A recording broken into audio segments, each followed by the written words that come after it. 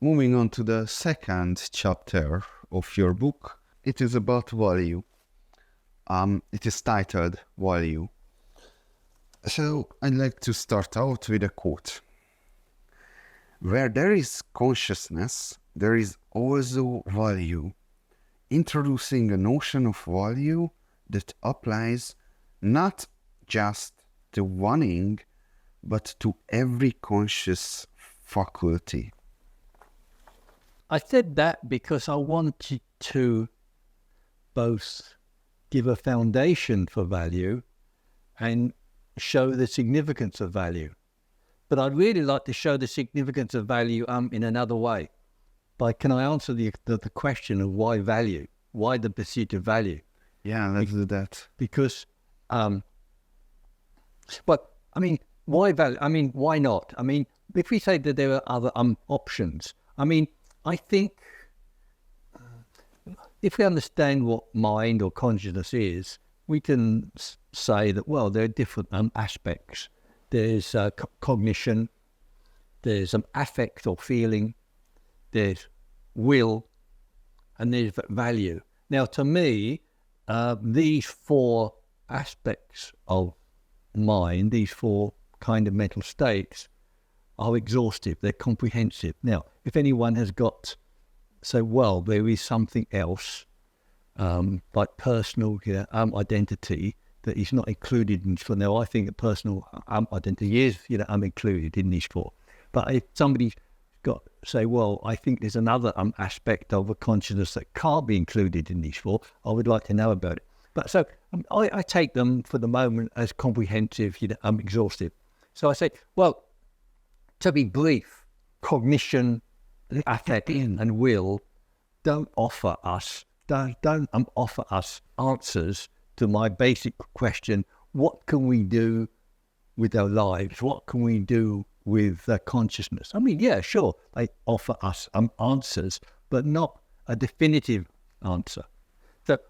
So why do I think that value offers a definitive answer? Because it does what we want.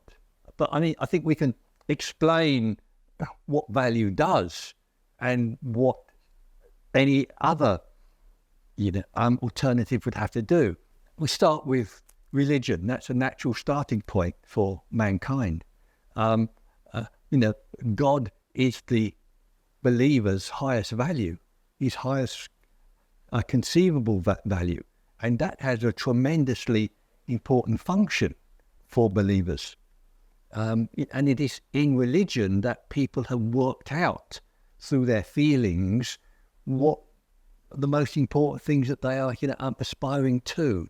So already in religion we have got an indication that value is very important.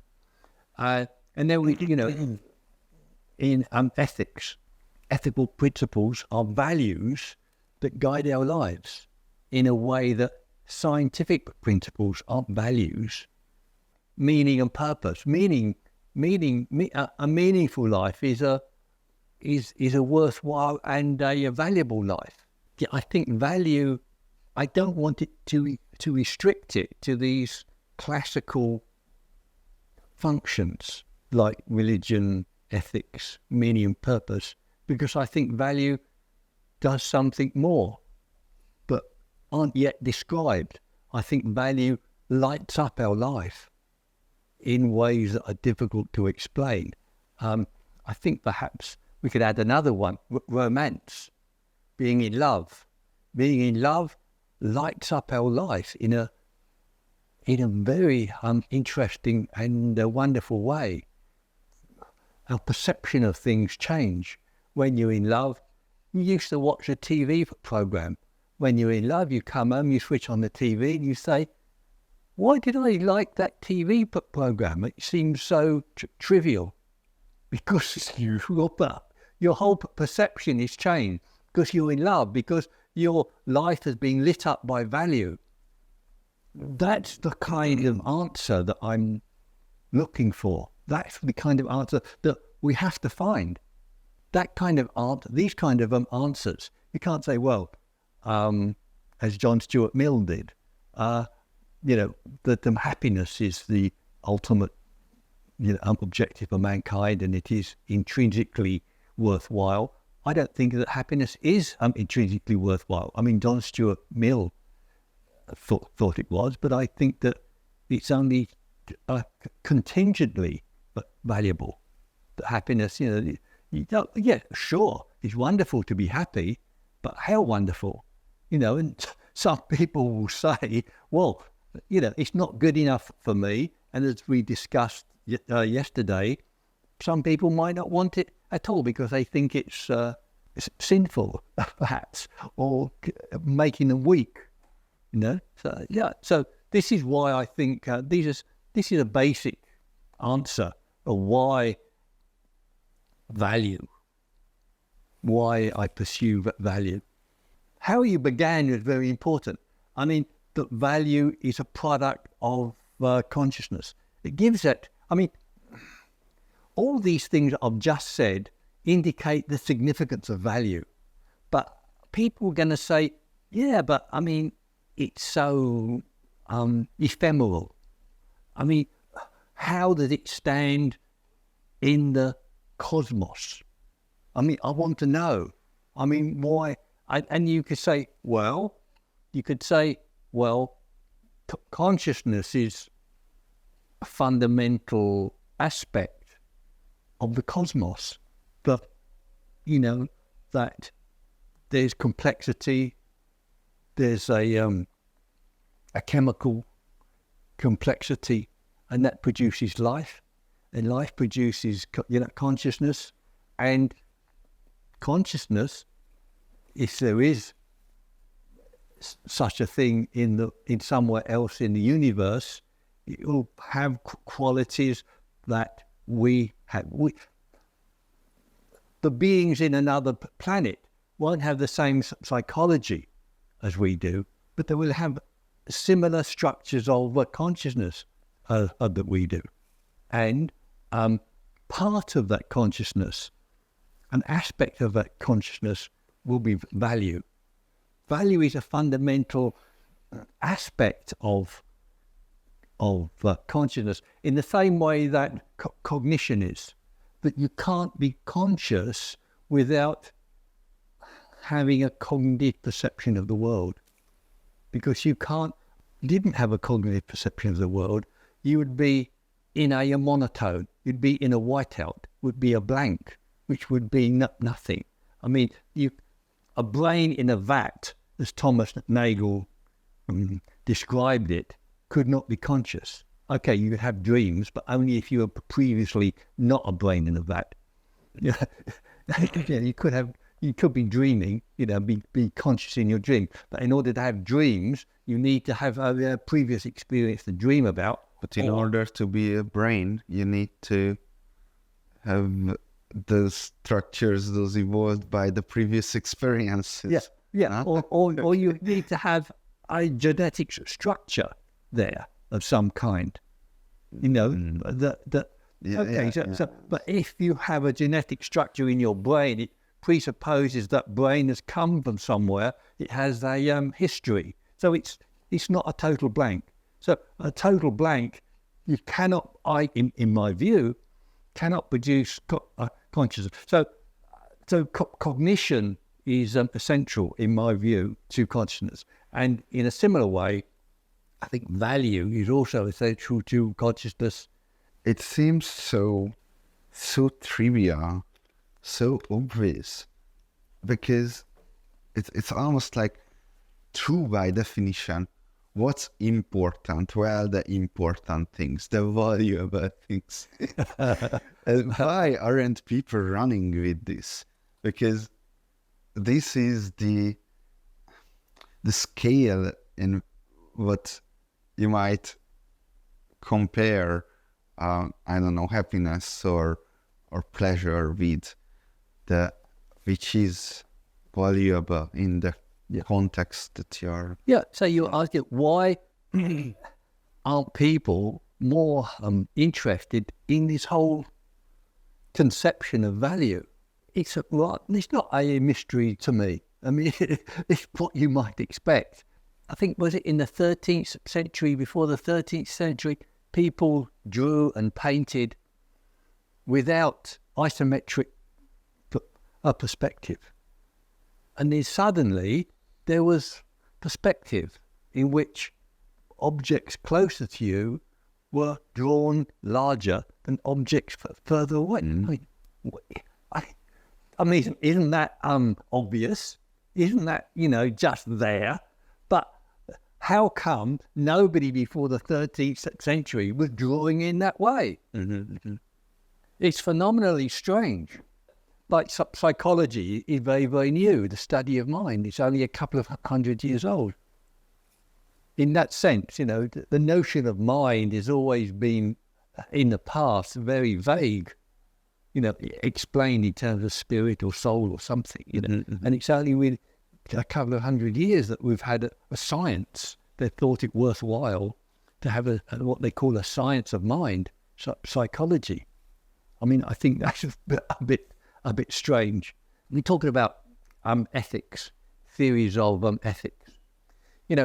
We have utilitarianism, which is a theory of ethics which holds happiness as the highest goal of value. And then in Kantian thought, in Kantian ethics, we have values of reason, universality, duty. In Aristotle's virtue theory, we have excellence and the dispositions like magnanimity. But so we have these different theories of ethics, but we don't have a value theory of ethics. Isn't that very strange? We don't have. Yeah, I'll deviate a little bit. I'll digress a little bit. Well, there's almost not an ethics of consciousness, but there is. The New Age people would say, well, there's an ethics of consciousness because the more conscious you are, the better it is. And also somebody called Metzinger, he proposed an ethics of consciousness, but didn't make very much of it. It wasn't a developed theory. So again, there's not much of a theory of ethics of consciousness. But I mean, I don't know of any theory of ethics, a value theory of ethics, except mine, because I think I thought, oh, there's something missing here. We need a value theory of ethics. So I constructed one. All right. So what does that mean? I mean, I don't know. Perhaps I'm totally mistaken. Perhaps there's something I'm missing. Perhaps I'm particularly stupid. But we won't know just yet. We won't know within my lifetime whether we'll figure it out in next chapter. Yeah. No, we won't. I mean, the point is, and it's not worth worrying about whether I am very stupid or has made a contribution to mankind. I mean, what does it matter? Because I'm just working. I'm trying to satisfy myself, and only it's not a question we can resolve in this generation.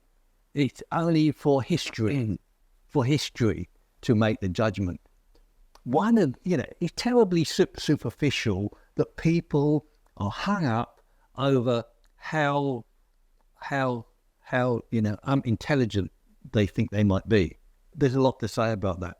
I mean, one is that intelligence is not a good way to find one's self-esteem.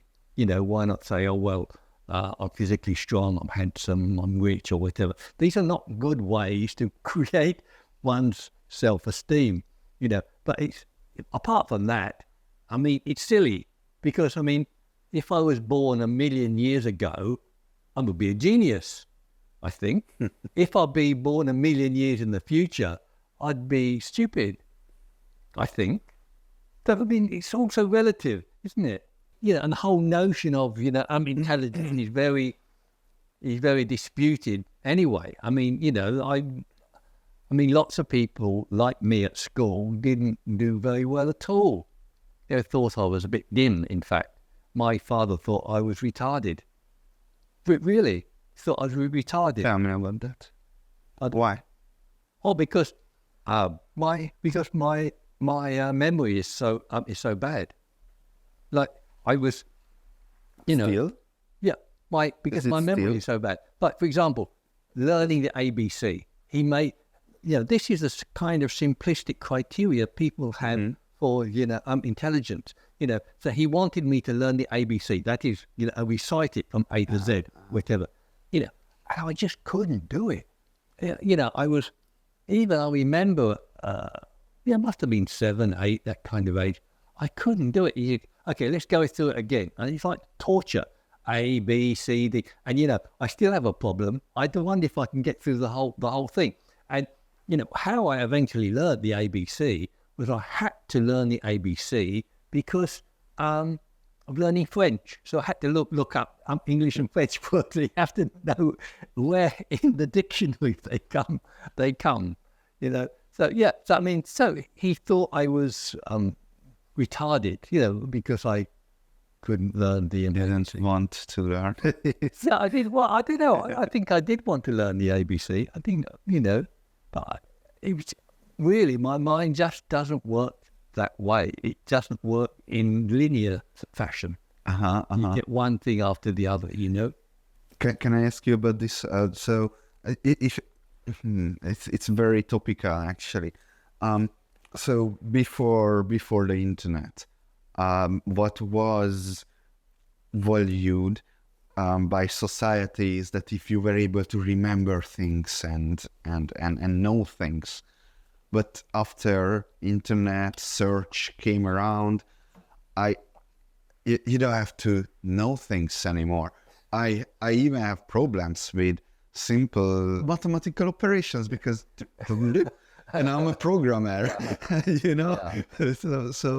So always look it up. So it's not a skill anymore.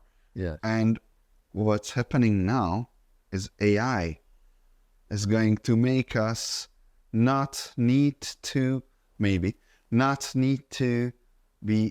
able to create or pay too much attention to specific part of writing, of speaking, of looking into the camera, because the AI will just turn your eyes there even if you're not looking at it.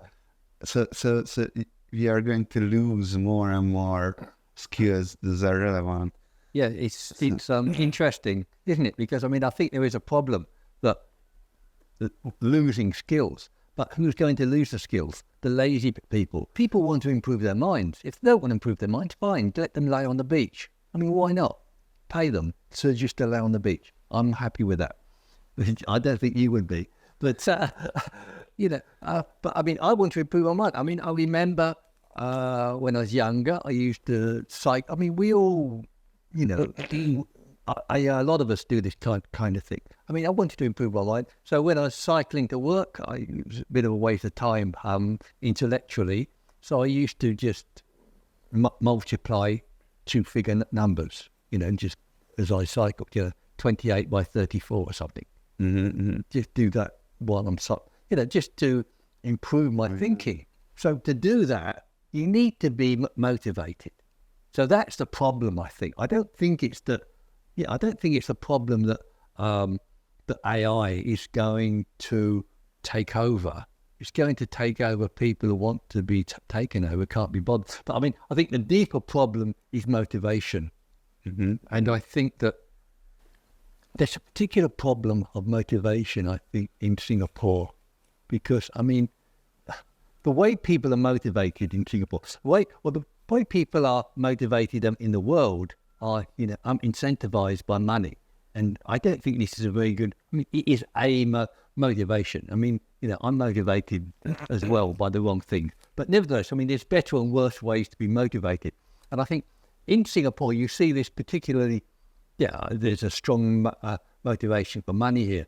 But I think that there's also, people are motivated all their lives in the wrong kind of way. That is, when children are growing up, they're told by their parents, we want you to do this kind of job. We want you to be a doctor or a lawyer because these people earn a lot of money. This is what we want you to do. And, teachers are saying the same kind of thing. We want you to learn these things because these things are important. And if you learn these things, you're going to please me. And then when you go to work, you're in this same way of thinking and you are thinking, what is the best thing I can do? The best thing I can do is to please my boss, not do the best job that I can, not be as skillful as I can, but no, to please my boss. And all one is being motivated by these external factors rather than being motivated by things inside one. Aristotle said that we should be motivated to do the right thing. We must, these rules or whatever, or virtues that we want, that we aspire to, we should practice them so they become, internalized, so they become second nature, so they become part of us. So then we're living these virtues from the values within us, not because somebody is telling us to do. And I think that's a terrible. That's a big problem. I think in society. I don't see the problem. These are the kind of problems that I see in society. You'll see other ones, but I see the AI problem as an all-consuming one. Perhaps I see it as one that I see it as a human problem. Even Socrates, he was against writing because he said if people write things down, they won't use their memories to remember them. And we're going to lose that faculty. That's good. That's good. It's similar kind of thing to AI. He's saying the same thing 2,500 years ago. So many directions to go from here. But okay. Only this sidetrack a little bit. Regarding Socrates, right? People write down, they lose their memory. The things that you have online, the things that you write down, are part of you. That's a part of yourself. In a very, very serious sense, actually. You're not reducing yourself. You are, extending yourself. You're extending yourself. Extending yourself. Yes. If you're writing books or whatever, or producing work on YouTube, or you are, extending yourself. That's part of you. Yes. And that is there. That is your resource almost as much as your brain cells are. Mm-hmm. And it doesn't only go from to that direction, but it goes to the direction of the real world, the meat space, because when your body is basically a tool. If you cut down your finger, it's not your finger anymore. You can part from with it. When you're driving a car, you're basically becoming a car yourself, and your property in some sense is a part of you. Yeah. It was a very interesting realization for me from point of view of privacy, because I wanted to think about privacy, and then I had to realize that we have to define privacy with all kinds of ways, with your property, with your intellectual whatnot, your body, and then I realized that I don't know where I start and where I end. Yeah, because can you be private, or need you worry about being private? Because when you're driving your car, not many people. It's difficult to see you, and somebody shakes their fist at you in anger. Should you be upset? Are they shaking their fist at your car or at you? They don't know who you are. They just see a car that's doing something that they don't like. in a similar kind of way, face to face with a person, their body is doing something to you. Like, can you shake your fist at the person? Or does the person sit there and say, they're shaking their fist at my body, but not me. It's the same way that they're shaking their fist at the car. Let's move on with value. Let's move on with value. Next quote from you. Now, this is very good. I hope we will have the time to go through all kinds of consciousness stuff because, value. Value occupies a special and precarious place in our lives. And you say your English is not good. Yeah, I learned so many words from this book. We are motivated to act by what we value, and value lies at the root of desire. Yet we generally don't understand these values or control them. So we are motivated to act by what we value, but we don't really know what we value. So something is not clear to me here. there's something certainly that is motivating us, but what it is uncertain. And I think that we want to make that explicit. I mean, we can take this in different ways. I mean, we can take a Freudian approach to it, and making that we do all kinds of things, and we think we go into a shop and we buy a blue pen, and you think, I bought a blue pen because I like blue. But did you buy a blue pen because your father had a blue suit on when he christened you? Quite simplistic, really, associations. But I mean, illustrates, I think, how we are doing things, and we don't know why we're doing them. Yeah, I mean, there's so much that is hidden. Like when we're speaking, I mean, there is something that I want to say, but it's not conscious in my mind what it is. I don't know what it is until I actually form the words, till they come out. It's not as if I'm watching these words, these ideas in my mind, and it's like, what are the words that I need to use to say what I want to say? There's something in there, but I don't know what it is exactly until I say it.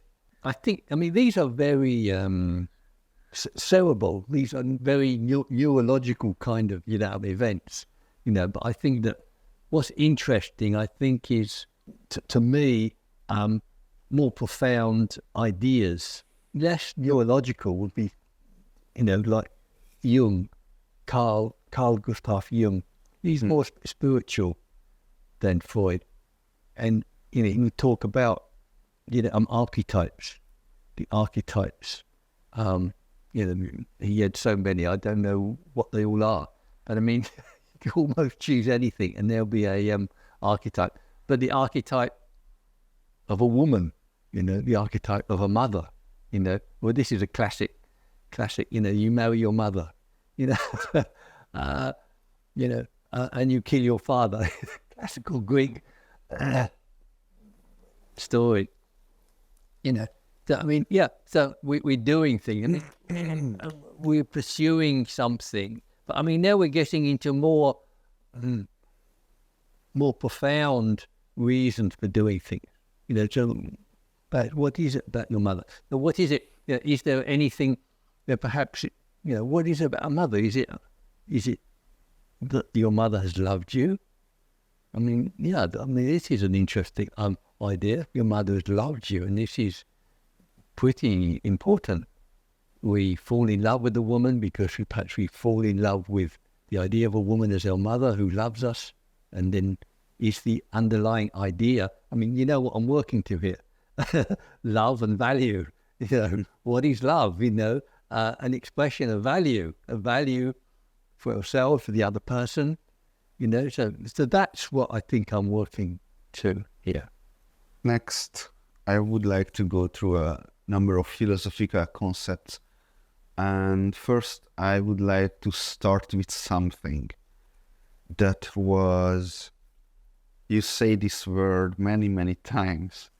And whenever you say this word, with the context of that, I got so confused. I don't know what you're talking about. So can you tell me what the hell Dasein is?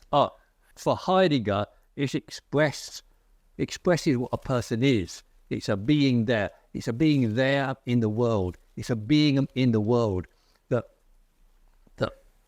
being a human being for Heidegger is not something, it's not an entity who comes into the world. He's not a spirit, not a soul who comes down from the stars and locates himself in the world. No, it's a being who only exists because he's in the world, and he expresses himself in the world. If there was no world, he would not exist. He's a being in the world. He's intimate, with the world, and the world is what he must deal with. What makes him. So it's very expressive for Heidegger, the Dasein, and also there must be an element of not wanting to be parochial, not wanting to be ordinary, not wanting to be familiar, in just using the word person. Yeah. So I mean,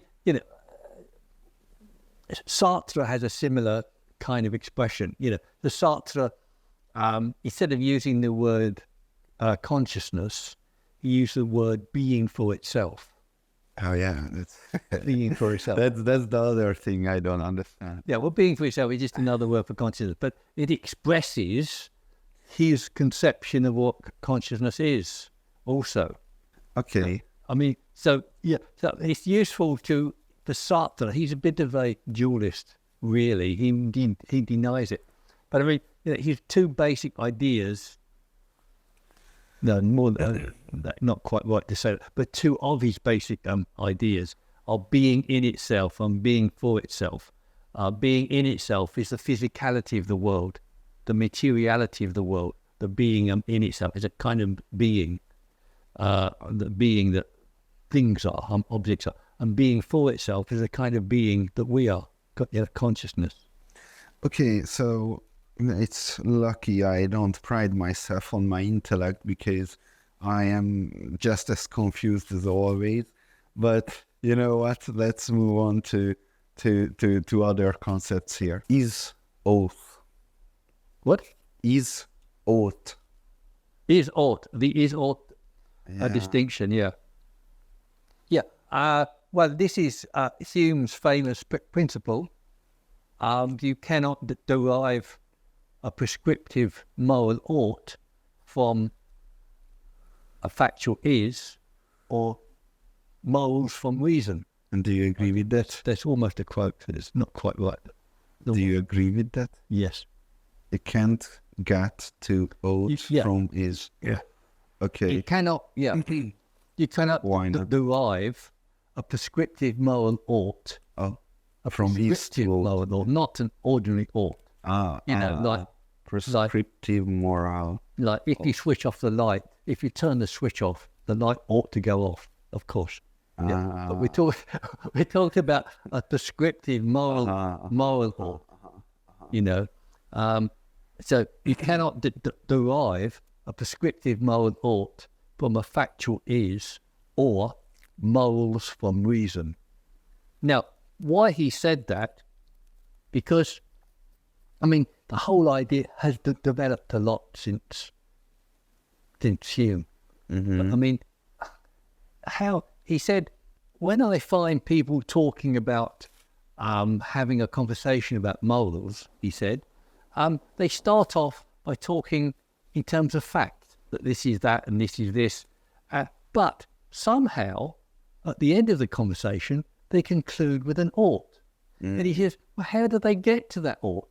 Because they have somehow brought this extra dimension from this factual premise to a moral conclusion. well, how did they get there? How have they, included it? And he says, well, this is, firstly, it's something that they haven't noticed, and they have to justify it. And how can they justify it? It's like, because, you can explain it in one way, that logic is tautologous. That, you start off with a premise, and the conclusion you end up with cannot contain more than you started with. If I pull this trigger, then that person dies. Yeah. That's a fact. That's how the word is. Yeah. So I can derive that I ought not to pull the trigger. If you don't want the person to die. If I don't want the person to die, yes. Yeah. So I just got from is to ought, didn't I? Yes, but with the premise of the value premise of not wanting the person not to die. wanting the person to. Okay. So, fact value. Is this the same? This is similar. No. This is a different. No, it's one. different, but it's very related. Facts and values.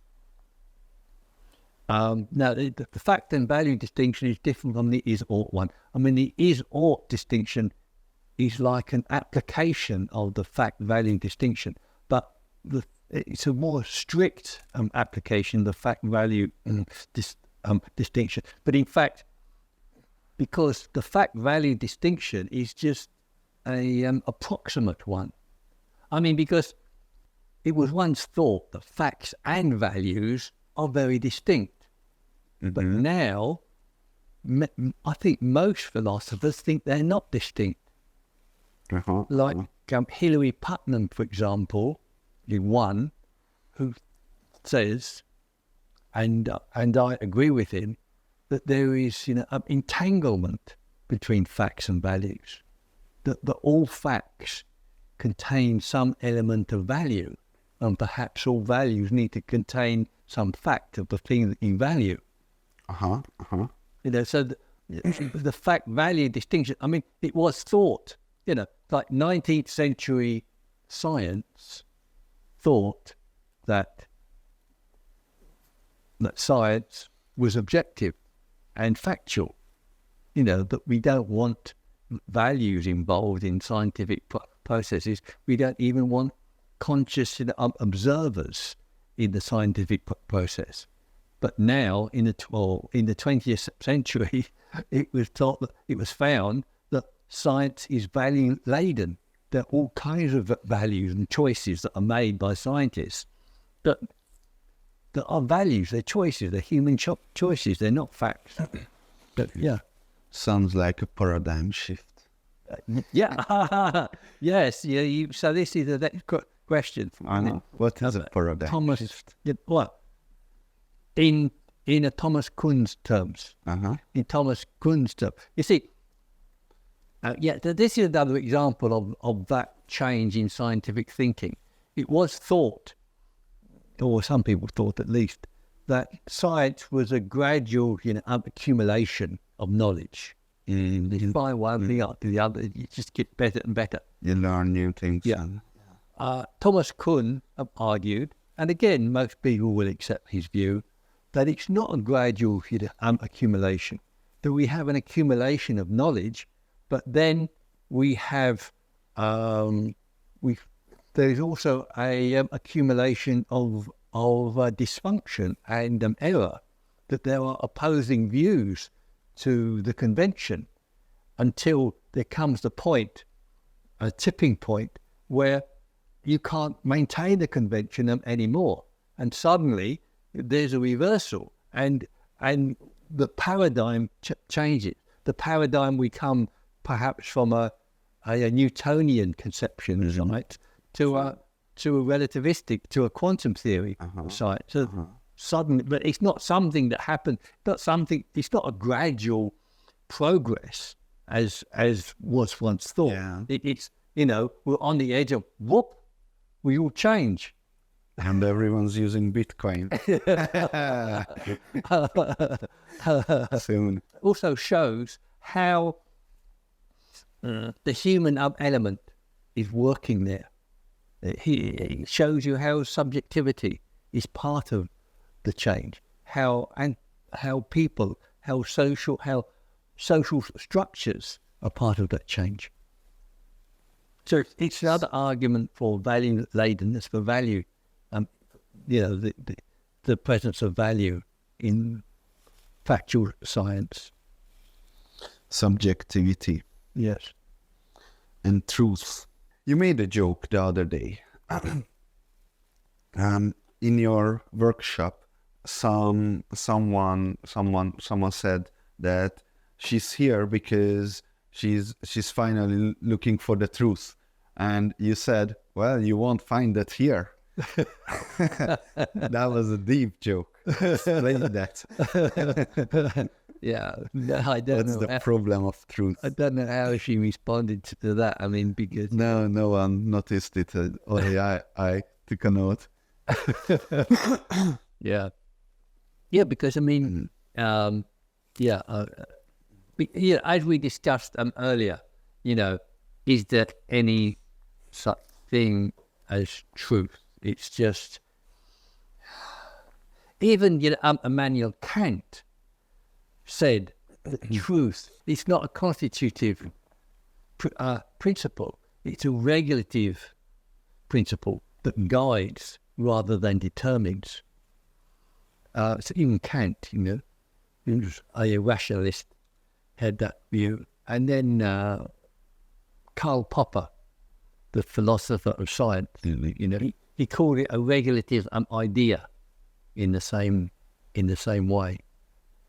So it's people think it's something fixed, perhaps, or something you can find, but it's not something one can find. It's a guiding, principle, but it's not even a guiding principle that's a constant. It's something that we could create out of the best conception of it that we can find. Like we talking about different, our conceptions of truth, different theories of truth, like a coherence theory, a redundance theory. I didn't mention that one. Mm-hmm. But, we have a lot of different conceptions of truth, and you say, yeah, but what is truth? Well, there is no truth. I take your pick. Depends what you're trying to do. It depends how good you are thinking about it, to what your conception of truth is. And in principle, there's a whole line of people who argue that it can't be defined. It can't be. Well, described, yes, in the way we've described it, but can't be definitively defined, because it must be open to any further discovery of what that principle might include. The simplest naive view is there is a truth about the world, and finding that truth will make us happy. There's so many misconceptions there, and that was part of the joke. Really, I think people are looking for truth, but even if you find it, which you won't, because there's no such thing as truth in that sense, with something fixed. Why should it produce happiness or whatever else you're looking for? Something might, but why should it be truth? Yeah, sure, if you have a desire for something, if you have a desire to find a conception of something and you find it, of course that will give you happiness. But it's just an equation between looking and finding, what wanting and finding, not so much about what the object is that you've found. let me tell you about my story with this, because I believed just a couple of years ago that there must be objective truths out there in the world, and then my deep dive into logics made me think that, oh, so if there must be objective truths, then I must be able to find at least one, and the best candidate where I can find at least one truth is going to be logics or mathematics. So the first thing that gave me not a mental breakdown, but it really fucked with my mind was the Russell's paradox. A set of all sets. The simpler version is that this statement is false. So if this statement is false, then it must be true, but then you start going in circles. It must be false that this statement is false. Because then it must be false. Yeah. Yes, this statement is false, then it must be false. Because it just says it's false. Yeah. But if it's false, then it is actually true. Yeah. It can be true because it says it's false. Yeah, these are interesting paradoxes. So holy. This is the most basic logical thing, you know. So if this is not, if logic has a hole like this, we have a problem. Yeah. And then mathematics, and my question. I'm coming to a question here. I know your question. My question is, well, it seems even the most basic mathematical systems are flawed, just like this statement. And what was the final nail in the coffin for mathematics? According to mathematicians, right? The Gödel's incompleteness theorem. Yes. Can you talk about that? I mean, I know what it is. Gödel's incompleteness theorem is that there is not a finality to mathematics that was once thought there was. That there is also loose ends to the conclusions of mathematics. Like, for example, there are different theorems that contradict each other. And then, say, well, if we choose this theorem, which seems to work out, and there is no finite end to the theorem, it'd be like the value of pi, perhaps. And then, or should we choose this theorem, which also has got no finite end to it? So how should we choose? So, some mathematicians are saying, oh, well, one is more elegant than the other. And then somebody else said, well, one is more beautiful than the other. So, yeah, it's not just completeness, it's also provability. That a system cannot prove itself. Yeah. There must be another system that is proving this system. Yeah. But what proves that other system? Well, aesthetics, beauty, which comes from consciousness. Yes. So that's where I get to. So I bring it back. So all roads lead to Rome. So that's where I'm driving to. We're bringing back to an explanation, in my view, that I like. I don't know whether it's true or not true, but whether but us, it's true enough. Yeah, right. But bringing back, mathematics to be understood in terms of consciousness, in terms of our perception of things.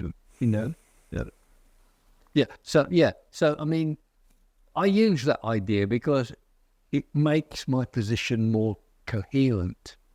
But I don't know whether it's true. I don't know whether you can explain mathematics in terms of, well, you can. I mean, I do. But whether the explanation is valid, I don't know. I do believe it is. It must be. It must be because the axioms that we come up with, we come up with them. We come up with them, and because so Euclidean geometry, right? We have the axioms, and we thought that those axioms were actually in the world. We found them, but then it turns out, hey, there is that axiom here that if you replace, then it explains those other things. That's so it's not as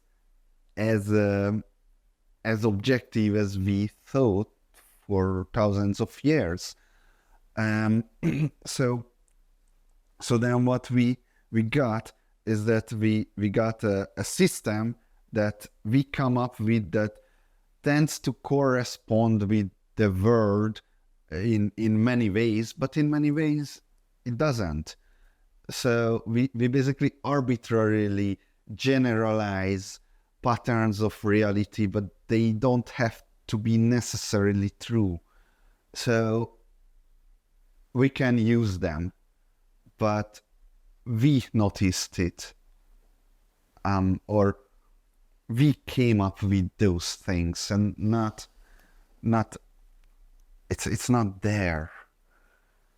We come up with them on criteria like Hilbert, the mathematician Hilbert, said, but mathematics,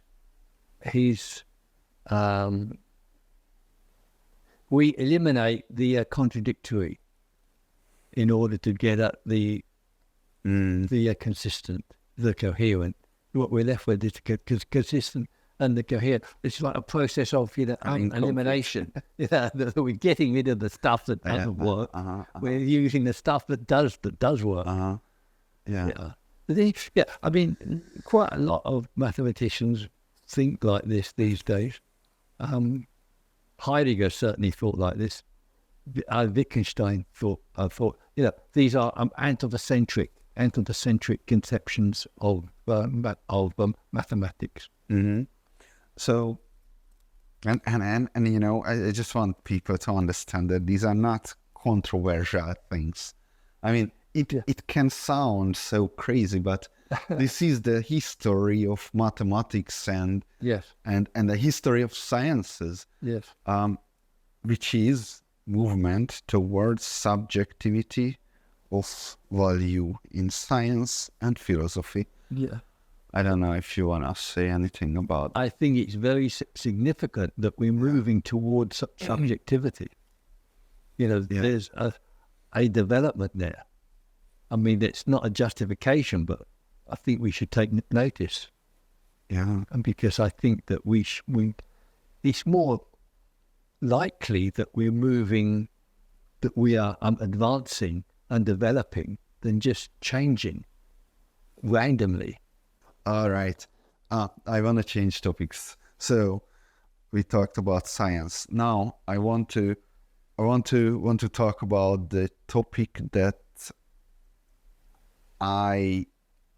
through this topic I ended up meeting your work, which is the topic of intrinsic value.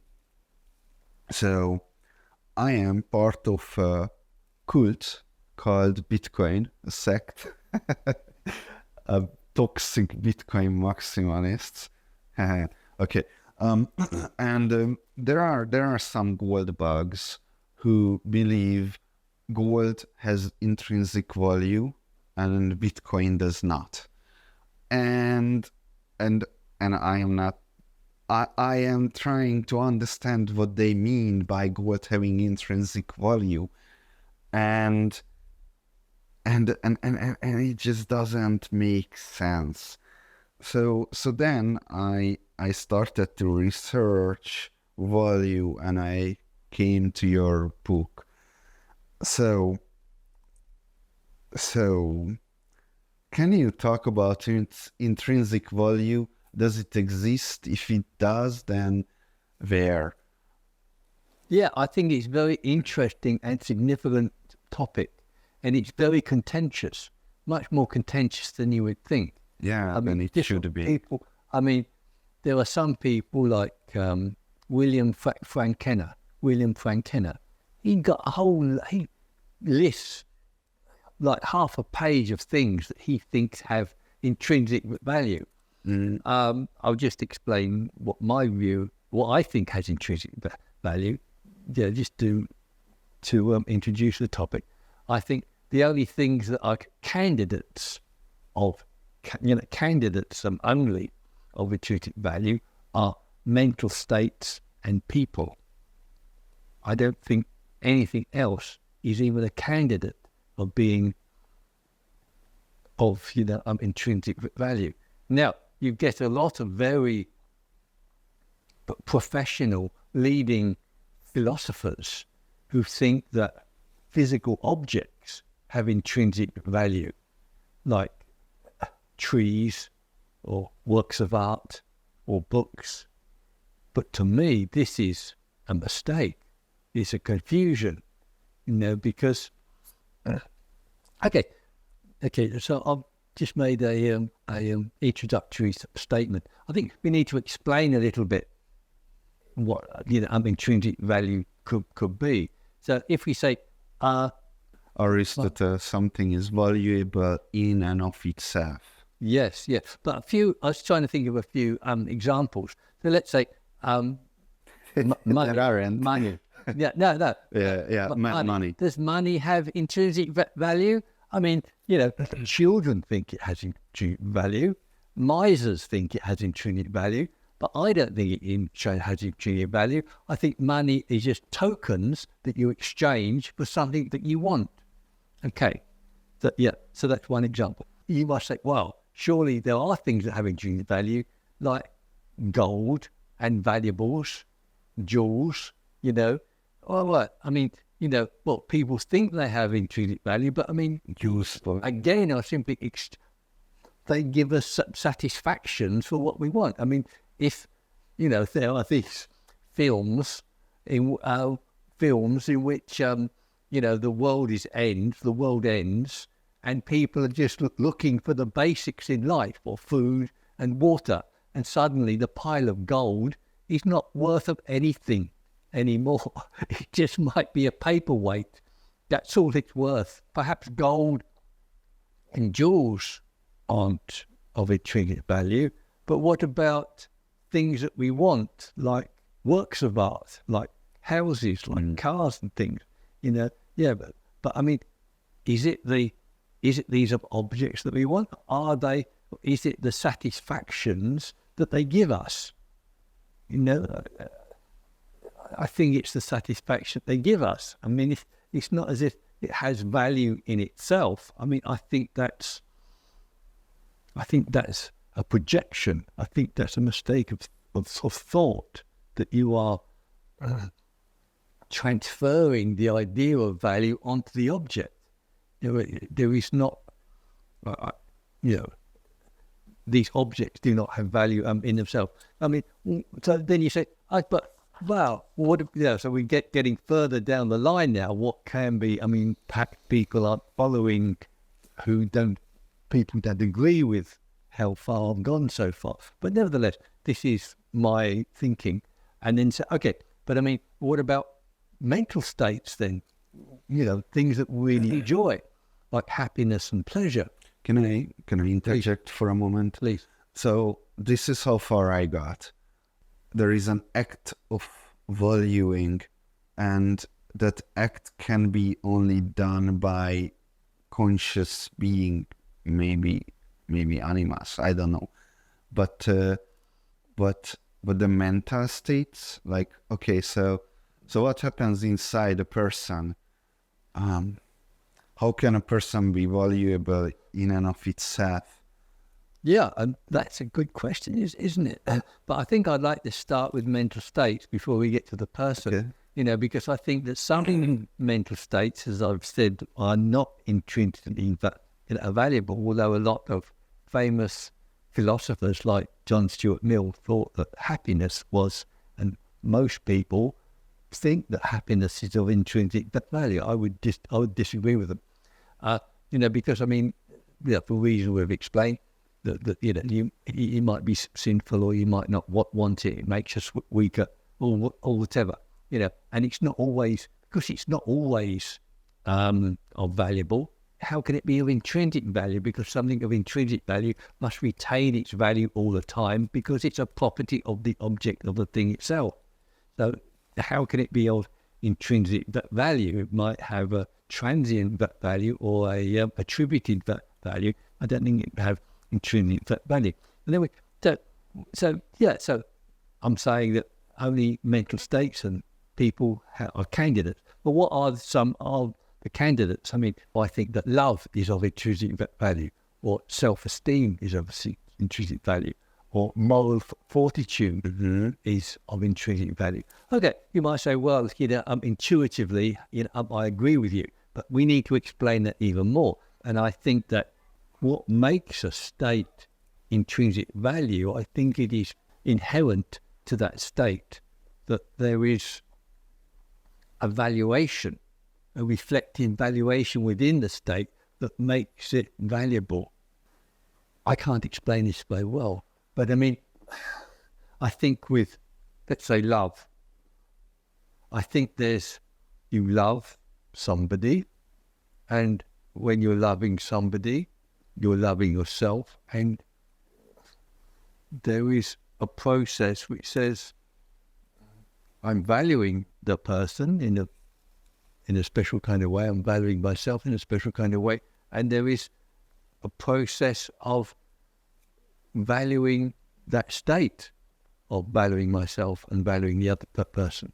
So it is an inherent aspect of that mental state that it is of intrinsic value. If you take away that reflective aspect, that reflected aspect of value, it wouldn't be of intrinsic value. I mean, there are some, what I call value states, that are not intrinsic value, like wanting and liking. I mean, I want something, I like something.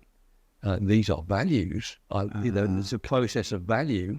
You must have a value in there for it to be wanting, to be an act of wanting, but it's not of intrinsic value because there is not in there, I think, a reflective process that necessitates that it is an intrinsic value. Now, you thought I'd like to explain a little bit more. So, although that may not make sense because it doesn't make entire sense to me because I don't completely understand that process, but I'd like to understand it further because it's the best way I can understand of intrinsic value. I mean, let's say we apply that to people. Let's say that we adopt the hypothesis that people are of intrinsic value. Why are they of intrinsic value? Because it seems that some people are not of value. They're not of intrinsic value. I mean, it's not for us to say that other people are not of intrinsic value, but they say that they are not of intrinsic value. They don't value themselves. They want to kill themselves. In fact, so if you want to kill yourself, you're not valuing yourself. Or they want to kill others. Well, yeah, I mean, that's an interesting. Yeah, that's another negative value. That's a psychological process. You're killing other people or killing yourself. A projection of your wish to kill yourself, perhaps, is to kill other people. And so we have the possibility of not valuing oneself. Does that mean? I mean, but I wonder about that. I wonder if we can really not value oneself, or it's just one part of our mind is saying, our cognitive aspect is saying, "Oh, I don't value myself." But really, is it? I mean, I don't know. I'm hypothesizing here that I mean, does our consciousness, the structure of consciousness, necessarily have to value itself in the same way? I mean, I've already stated that I feel strongly that consciousness produces value, that in order to have consciousness, it must also produce value. I mean, perhaps that needs to be explained. But I mean, so in the same way, does consciousness have to also value itself, regardless of what you may feel about yourself? So that's my question, really. I mean, I don't know. I mean, intuitively, I feel strongly that people are of intrinsic value, and even if they say they don't value themselves, I think they do, because of this kind of reason, that consciousness must value itself because it's part of the structure of consciousness.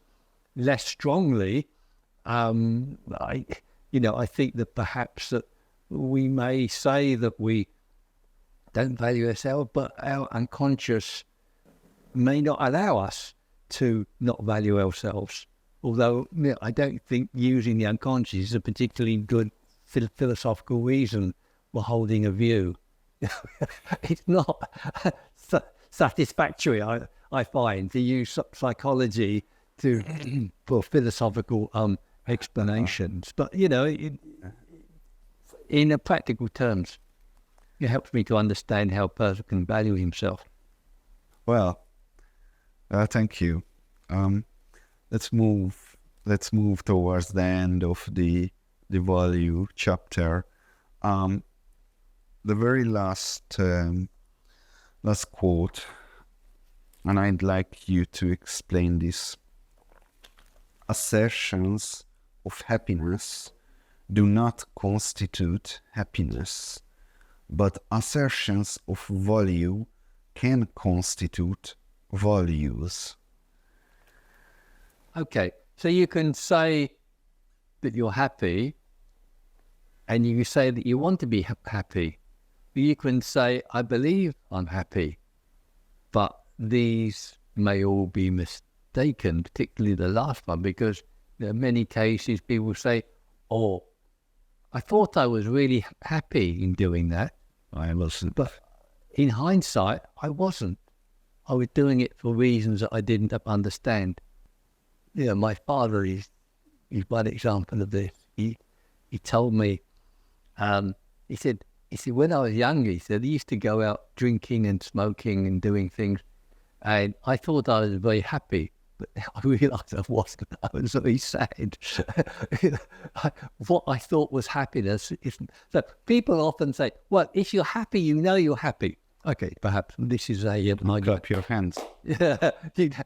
I mean, this is a argument. I mean, you can argue both sides of the case. Okay. So there's a ambiguity about happiness. Okay. With value, if you, assertion, it implies that you really mean it. It's not just saying it. Okay, you're not saying, well, I value water. Okay, I can say that because you told me to say it. Okay, well, I say it because I like the sound of it. Okay, but if I say I like water and I feel I like water, then I really like water. Then that is really a value. You've justified that value just by claiming the value. In hindsight, I realized that I never valued it. That doesn't work that way. Yeah. Does it really? Yeah. But because I valued it. Yeah. So I'm giving I would be lying. Yeah. So I'm giving a particular meaning to to assertion and not simply saying it. This was a very nice final point of that driving home why value might be superior concept to happiness. But let's give some foreshadowing of what's to come, because we arrived to the end of this chapter, and the next 3 chapters are going to be mythology, ethics, and meaning, and the last one will be the mind. So I'm going to give you just some spoilers of the values, of what values can we get out of these topics. So in mythology, your view is that God is the believer's highest value, and we're gonna talk all about that. It's a very very interesting and actually very intuitive idea. I don't know, is it even yours? No, No, okay. ancient idea. I see. Yeah, okay. So, ethics. Moral principles are values that guide both intentions and actions regarded as ethical. That's a deep one. And meaning. Life may be meaningful insofar as we can maintain values of purpose or meaning before they fade or are undermined by reason or experience. So, I was just being cynical there at the end. You know, the okay. meaning can Before they are under. can dissipate, Yeah. Okay. can end. By reason. Yeah. Okay. So if you, it's something like the religion stuff, right? I think you're making that argument that religion is very meaningful until there are so many facts piled up against that particular kind of thinking that you have to change, undermined by reason or experience. Yeah. Right. So meaning is very similar to this. Yeah. Okay. And what I would like to end this chapter with is a quote from Nietzsche. He who has a why can endure anyhow. He who has a why actually is referring to a value. Why? What you value. So that's the. So it's a nice justification of value. It's a nice justification of value, indeed.